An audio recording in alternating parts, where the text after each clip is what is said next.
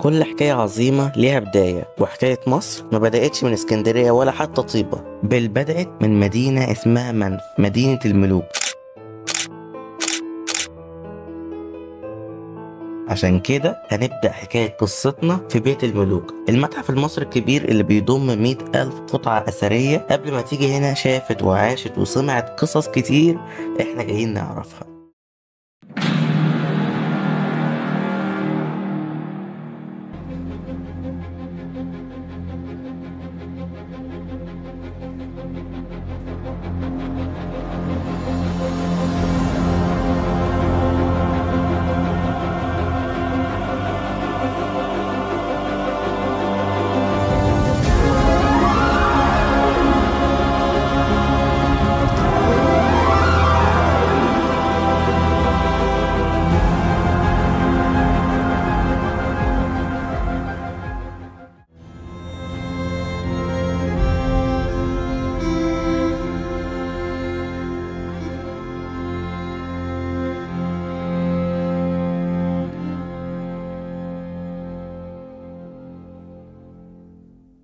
أول ظهور للإنسان كان من 120 ألف سنة في أفريقيا، وأول إنسان لقيناه كان هنا في مصر سنة 1980 في قرية نزلة خاطر في سوهاج.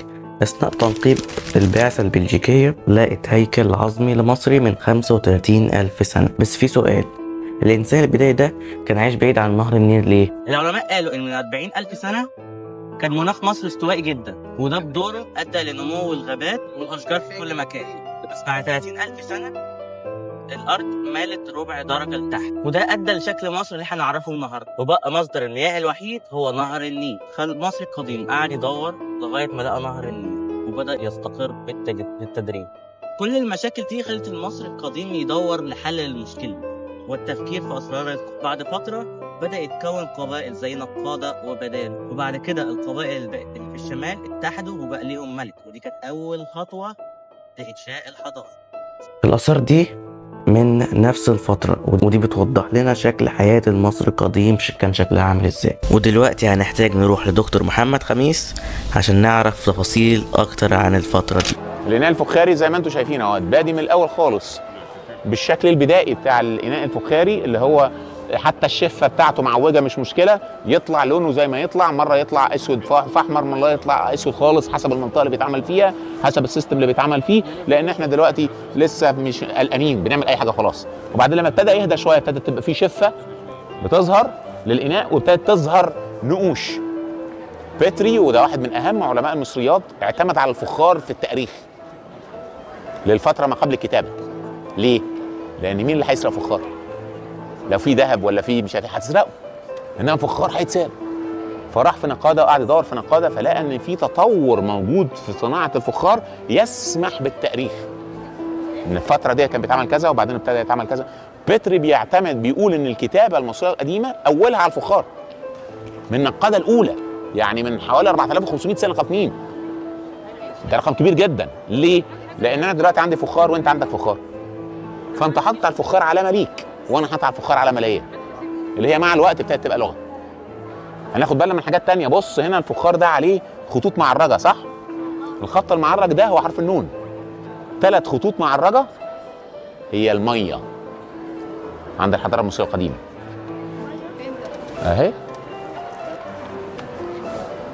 فهل الاناء ده اللي بيرجع للنقاده الاولى مكتوب عليه ميه، ولا هي النقشه جت بالصدفه؟ يعني ده فخار بيتعاد فيه ميه؟ حط فيه ميه. انت فهمت الموضوع؟ فهل ده يعني هو دي الكلمه اللي بيقولها بيتري ان النقوش دي هي اللي بقت بعد كده الكتاب؟ ولو ده صح يبقى الكتابه المصريه اقدم بكتير من المؤرخ حاليا. حاجات كتيره بالشكل ده. الاناء ده ليه اخوه في المتروبوليتان بالظبط، بس بدل الاكسات اللي فوق دي 3 شرط 3 شرط 3 شرط. الجمع في المصري القديم بال3 شرط. فلو انت مثلا رسمت واحده حلوه كده وانت حاطط جنبها 3 شرط، يبقى انت قصدك الدنيا كلها موزعه رجاله. فلما يرسم هو بقى تماسيح ويقوم حاطط لك 3 شرط 3 شرط، يبقى هل قصده يقول ان دي تماسيح جمع؟ لغه. استوعبتوا اللي انا اقصده؟ بيتطور الاواني لغايه ما بنوصل لاواني الحجريه في افيه غريب جدا. الاواني الحجريه هي الاواني المصنوعه من الحجر، جرانيت ديوريت ألاباستر. الأواني الحجرية يعني بينحت من الحجر إناء. الإفيه إن مع بداية الأسرات تراجعت صناعة الفخار اللي هو عبارة عن طينة حطيناها في النار طلعت بإناء أسهل منها مفيش أمام صناعة الأواني الحجرية. إزاي؟ يعني أنت تطور إيه؟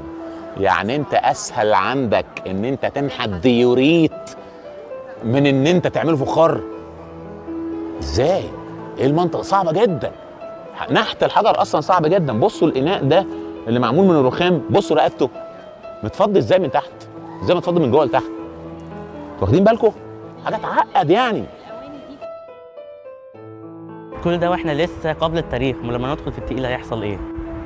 دلوقتي اكيد بتسأل نفسك سؤال، يعني ايه قبل التاريخ؟ قبل التاريخ يعني قبل اختراع التوثيق والكتابة، ان بداية التاريخ بدأ مع بداية الكتابة والتوثيق في العالم كله. مع اننا لسه في البداية بس في ألغاز زي ده مثلا.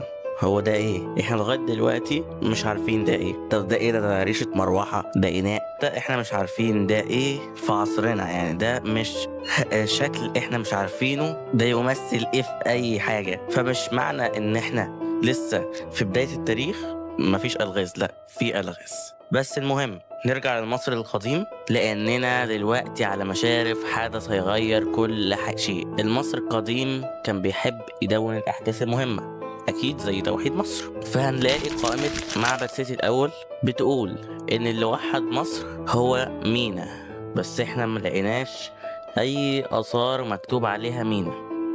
بس لو ترجمنا اسم مينا هنلاقيها معناها المؤسس أو المشيع، وده ممكن يكون المصريين كانوا عايزين يقدروا عمله في اسمه.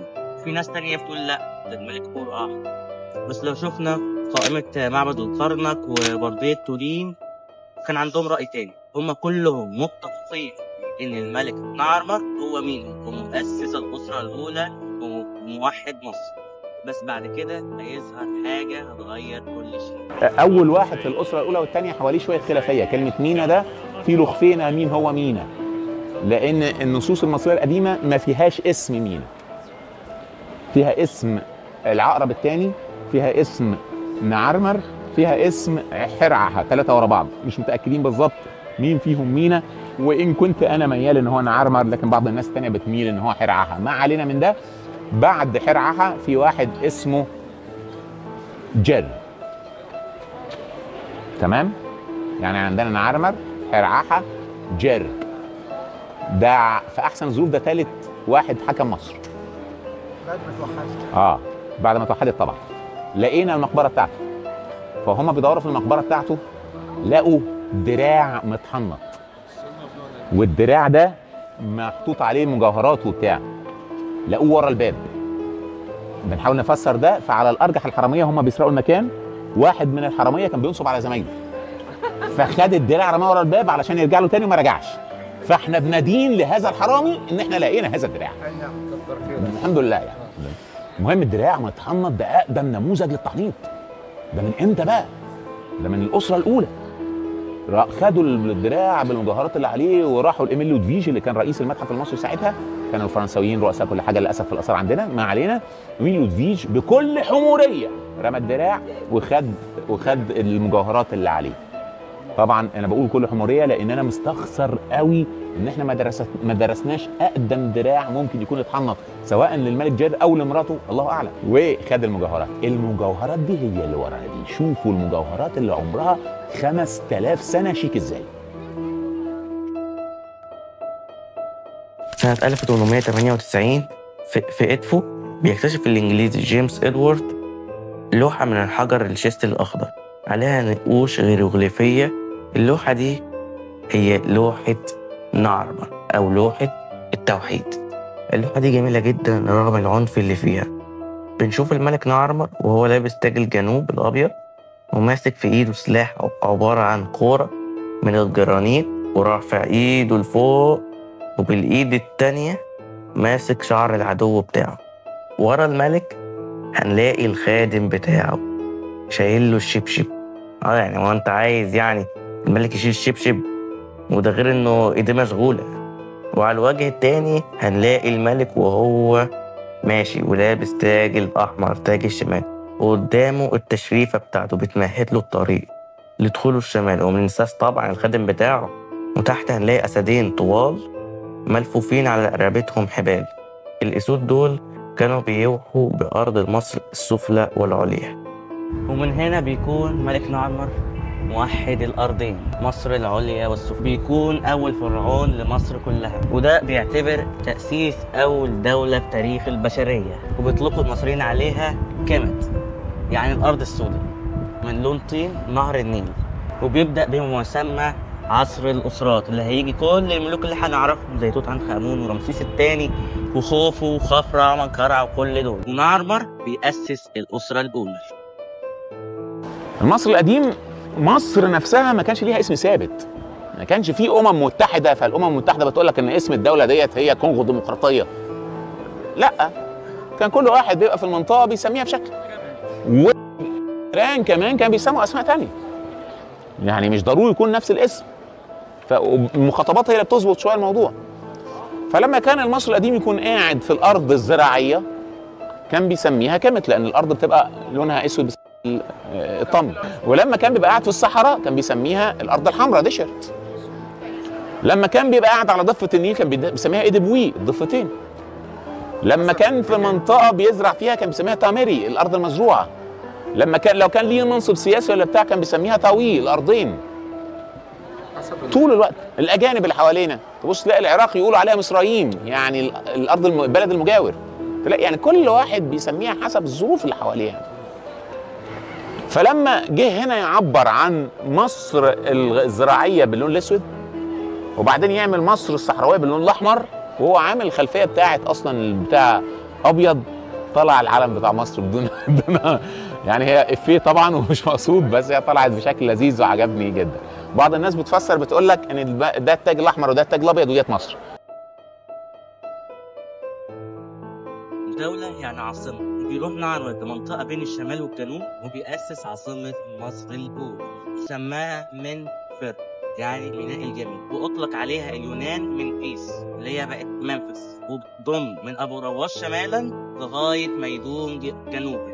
للأسف أغلب المدينة تحت الأراضي الزراعية، والباقي حطام، مفضلش غير كام تمثال، منهم تمثال الملك رمسيس الثاني، وده من أكبر وأجمل التماثيل لرمسيس الثاني. ده وفي الصورة غير الحقيقة لما تقف قدامه كده وتبص، ده شيء مختلف. الملك نعمر ليه فضل كبير على مصر، وهتفضل قصته في قلوبنا. ومنف مش أول عاصمة لمصر وبس، دي هتفضل عاصمة لمصر ل900 سنة وبعد كده كمان. في قصص كتير لسه ما قلناهاش.